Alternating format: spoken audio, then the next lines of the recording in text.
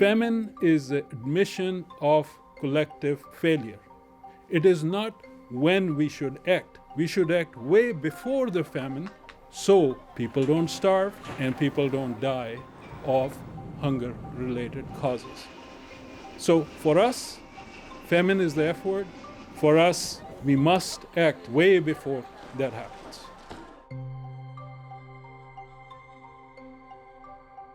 Famine is a technical term.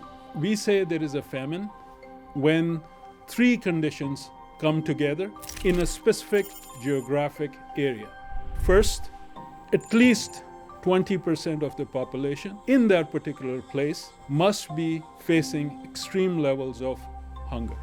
Second, 30% of the children in the same place must be wasted.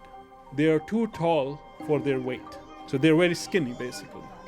And the third condition is that the mortality rate must double from the average of, for adults, 1 person per 10,000 per day to 2 people per 10,000 per day. When these three conditions come together, we say it's a famine.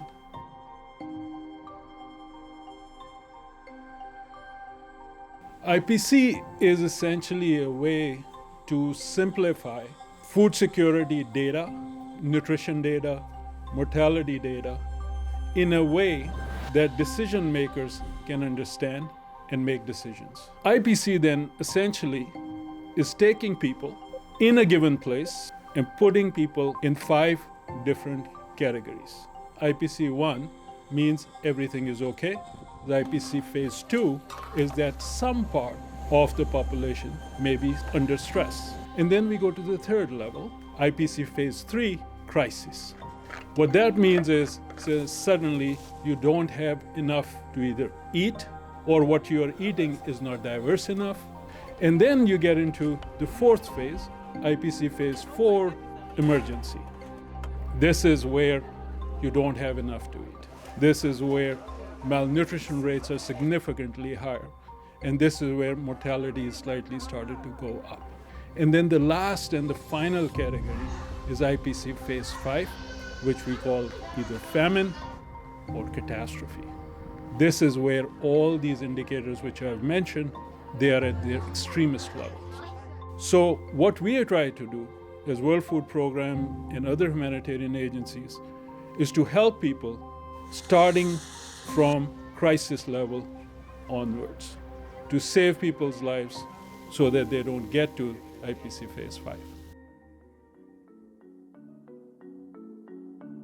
Today's famines are different than what we experienced in the 70s or the 80s in Ethiopia, because then famines were driven by droughts. Today's famines, or risks of famines, are largely driven by conflict. Whether it is Sudan, whether it is Yemen, whether it is Gaza, it is all conflict.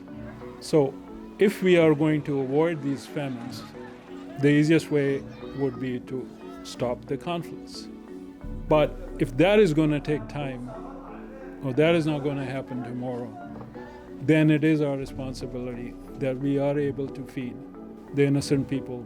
20 years ago, there was Darfur crisis, which happened in Sudan. Everybody in the world knew about it. And thankfully, because of that global attention, we did not experience a famine back in 2003-4. Today, the situation is probably several times worse, but there is just not enough global attention on what is happening over there. So the likelihood of famine over there is real. In order to avoid that, what we need is 2 things. 1, access, physical access into Sudan, wherever people are in need. And 2, enough financial resources so that we can help them. Several years ago, when bad things happen in certain places, we could say, I'm sorry, I did not know. Today, we see crises in real time. So we cannot say we did not know. According to our estimations, 309 million people in 72 countries are in crisis or worse level of hunger. And there is a huge shortage or financial resources to address those. And that must change.